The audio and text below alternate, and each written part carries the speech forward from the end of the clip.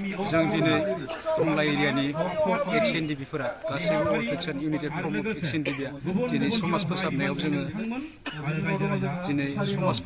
जोङो अराय सम जोङो मावलांगोन आरो नाजालांगोन। बेनिखायनो टंला ओनसोलनि मुरमेलानि आन्दाराव दिनै जोङो 20टा गामि लानानै जोङो मोनसे रायजो राजाखौ हेफाजाब लानानै मोनसे कमिटिबो दाबाय।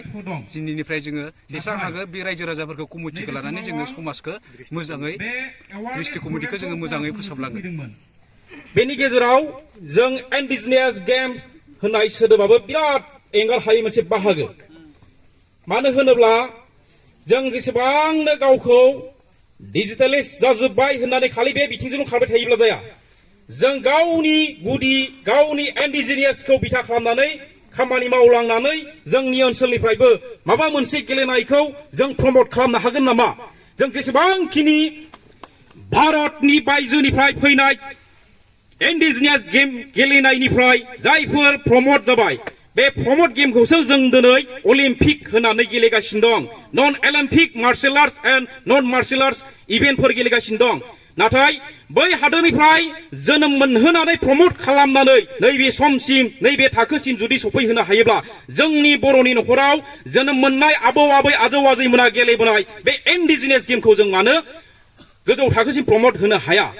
बेखौ नोजोर होनानै खामानि मावफुंनांगौआ जों साफ्रोमबो बर' लाइमोनफ्रा ओंखारनो हायाब्लाबो सोरबा सासेब्लाबो बानस'नांगोन। बेखौ नोजोर होनानै आं बड'लेण्ड इन्डिजिनियास गेम्स एस'सिएशनाव सेन्ट्रेल कमिटियाव आं अर्गेनाइजिं सेक्रेटारि, लोगोसे बे आफादनि गेजेरजों जि इन्डिजिनियास गेमा गोजौ थाखोआव थांनांगौखौ नोजोर होनानै प्रमोट खालामनांगौखौ नोजोर होनानै खमलायनाय गोदोनि जायफोर बिर जोहोलाव जोहोलावजोफ्रा बै समाव बोलो सुलायनो थाखाय खमलायनाय गेलेयोमोन, बे खमलायनाय गेलेनायखौ बुहुमनि दरबाराव सिनायथि होनो थाखाय आगान होहोनो थाखाय जोंहा मोनसे गार्जेन आफाद नांगौ जाहैबाय, दैदेनग्रा आफाद नांगौ जाहैबाय। बे आफादनि मुङानो जाबाय खमलायनाय फेडारेशन अफ इन्डिया।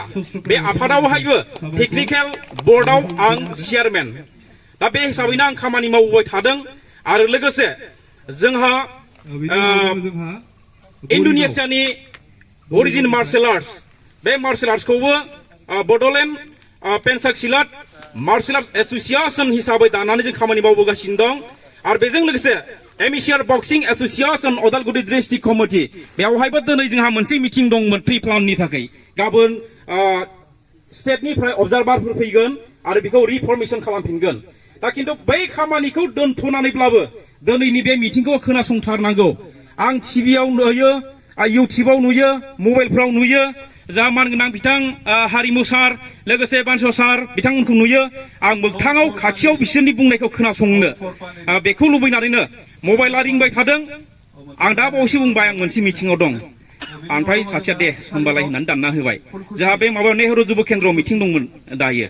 माने गाबोनो जिथु बक्सिं डिस्ट्रिक्ट एस'सिएशनखौ रिफर्मेशन खालामनायनि थाखाय मोनसे जोंहा मिटिं दं नालाय, ओंखायनो प्रि प्लान खालामनो थाखाय माने सावरायनाय दंमोन। थेवबो बेखौ दोनथ'नानै गुबुन गुबुन खामानिखौ दोनथ'नानै आं नैबे प्रग्रामाव नुजाथिफैदों आरो। नाथाय माने थारैनो माने बिबानखौ आं मोनगोन सानाखै बा हास्थायनानैबो फैयाखै। माने जिहेतु आं 8था अर्गेनाइजेसनाव आं बिबान दं, खिन्थु बेयाव सम होनो हानायासो माब्रै हागोन आं माने बुंस'नो हायाखै। दा आङो दहाय फैग्रोमोना मानगोनां बिथांनि मुंखौ आं मोनथिया, बिथांजों आं रायज्लायदों। जे थांखियै समाज दानाय बुंदों, बेयावथ' मावनांगौ बहुद दं।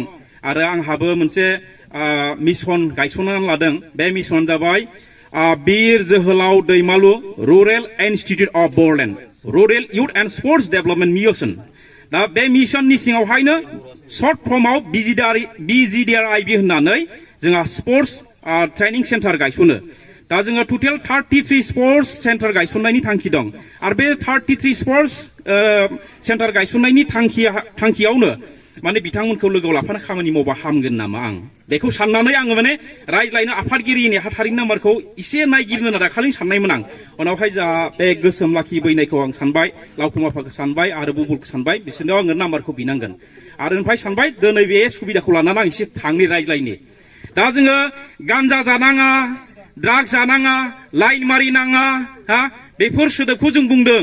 बुंनायजों लोगोसे जोङो अखल आसि दिन्थिनानै गिदिर गिदिर डायलग होबाल' जाया हा जोङो बिसोरनो प्रेक्टिकेलि प्लेटफर्म होनो हानांगोन बे प्लेटफर्मा मा उन्दै जायफोर क्लास 4, 5, 6, 7 निफ्राय स्टार्ट खालामनानै हायार सेकेन्डारि फाइनाल इयारसिम ओरैबायदि मोनसे सम दं बिसोरा फ्री टाइम बे फ्री टाइमानो जाबाय स्कुलनिफ्राय फैनानै जेला 2 घन्टा 3 घन्टा रेस्ट मोनो बे समावनो सबसे गिदिर भाइरास टाइम बे टाइमावनो गान्जा जाबनो सोलोंगोन बे समावनो सिखाव सिथुम जानो थाखाय बै सक सेन्टाराव मबाइल थुनानै सावरायलायनो सोलोंगोन बिब्दिनो गुबुन गुबुन गाज्रि एक्टिभिटिसखौ बे समावनो रायज्लायो आरो बे समावनो जुदि जोङो माने जायफोर फरायसुलि उन्दै उन्दै बैसोनि समनि बिसोरखौ जुदि जों गेलेहोनाय बिथिङावनो जा आर्ट आखिनाय बिथिङावनो जा सोरखौबा टिउसननि बिथिङावनो जा जुदि बेस्थ दोननो हायोब्लासो जों बिसोरखौ गोग्गो माने गोथार लामाखौ दिन्थिनानै होनो हागोन